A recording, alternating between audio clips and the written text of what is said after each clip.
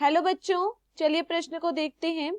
खुली धूप में कौन सा कारक प्रकाश संश्लेषण की गति सीमित करता है? हमारे पास दिए हुए विकल्प हैं। विकल्प ए प्रकाश, विकल्प बी ताप, विकल्प सी कार्बन डाइऑक्साइड, विकल्प डी नमी तथा वायु। प्रश्न की मुख्य अवधारणा है, मुख्य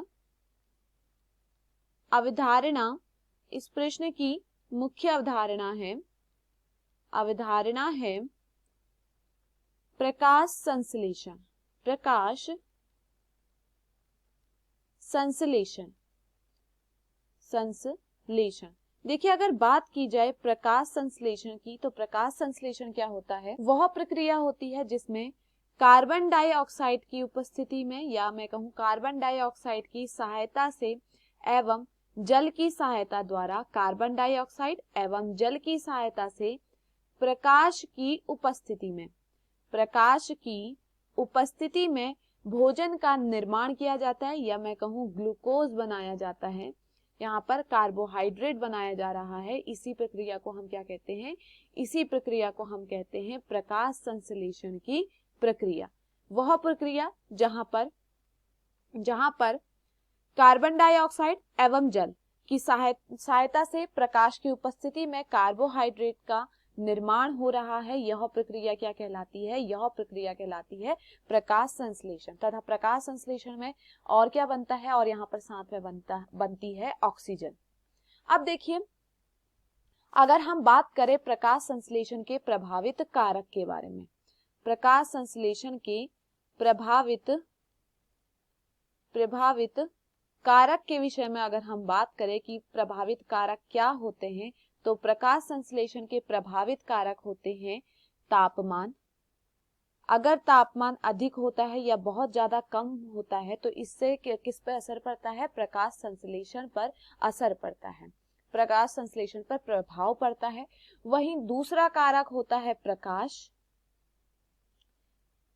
अगर प्रकाश की तीव्रता कम होती है तो, या बहुत ज्यादा अधिक होती है, तो उसके कारण भी क्या होता है? प्रकाश संश्लेषण पर प्रभाव पड़ता है। और आखिरी कारक होता है इसका कार्बन डाइऑक्साइड। तो यहाँ पर भी क्या है? अगर कार्बन डाइऑक्साइड की कमी होती है तो प्रकाश संश्लेषण रुक जाता है, या उसकी गति जो होती है वह बहुत धीमी हो जाती है।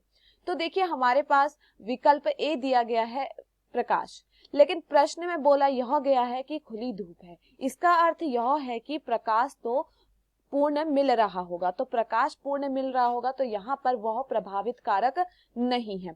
तो यहाँ विकल्प ए में प्रकाश दिया गया है तो यह क्या है? प्रभावित कारक नहीं है, क्योंकि यहाँ पर बोला गया है कि खुली धूप की बात की जा रही है।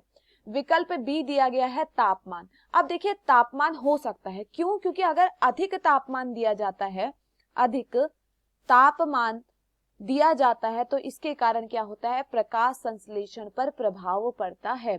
इसके कारण क्या होता है? प्रकाश संश्लेषण पर प्रभाव पड़ता है। अधिक तापमान पर गति क्या हो जाती है? सीमित हो जाती है। तो यह यहाँ पर क्या है? सही है। विकल्प सी दिया गया है कार्बन डाइऑक्साइड। अब देखिए, कार्बन डाइऑक्साइड जो होता है, कार्बन डाइऑक्साइड की जो सांद्रता होती है वह प्रकाश